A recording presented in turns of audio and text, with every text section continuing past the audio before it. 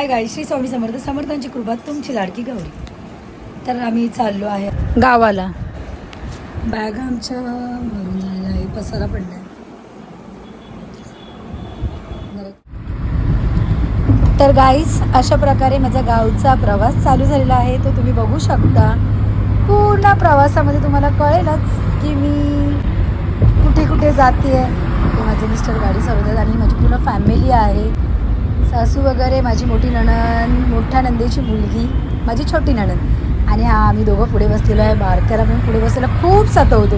खूप म्हणजे खूप झोपला बिचारा. झोपलाय म्हणजे ते खेळत झोपलाय, तो काय नाही. आणि ही बारकी अजिबात बोलत नव्हती, हिला मी खूप सतवलेलं आहे, खूप म्हणजे खूप. तर आता आपण चाललो आहोत गावी.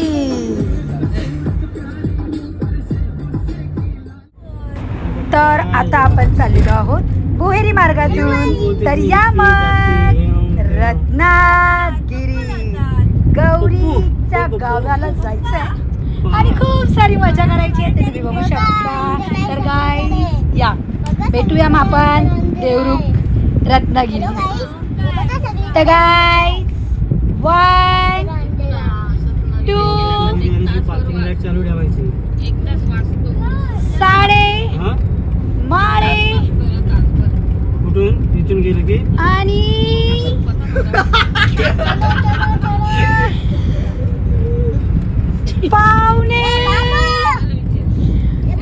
पाहुणे मी बोलली तरी अजून आलं नाहीये.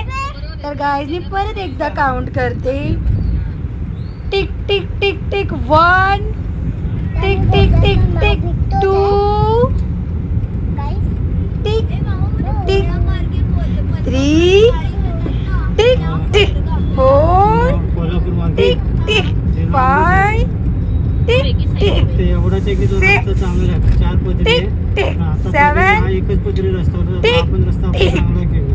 8, टिक टिक टिक 9, कोल्हापूरच्या टिक 4 पदरी टिक टिक टिक आणि मी आता बोलणार आहे. पण गाईज मला असं वाटतंय की थोडीशी मज्जा आपण अजून केली पाहिजे. तर ठीक आहे ना, नाही आलं तर नाही आलं ना, पण मला असं वाटतंय की थोडंसं आपण गप्पा तर मारल्याच पाहिजे ना. मी जराशी गाणी वगैरे ऐकते. हे खूपच मोठं होतं, माझी काउंटिंग पण चुकलेली आहे. पण गाईज विसरू नका, आपल्याला ह्याच्या पुढे सुद्धा अजून खूप फिरायचं आहे. तर हा माझा बोलतात ना की फिरत फिरत फिरत आलेला आहे. आणि टेक टेक 1 2 3 4 5 6 7 8 9 आणि 10.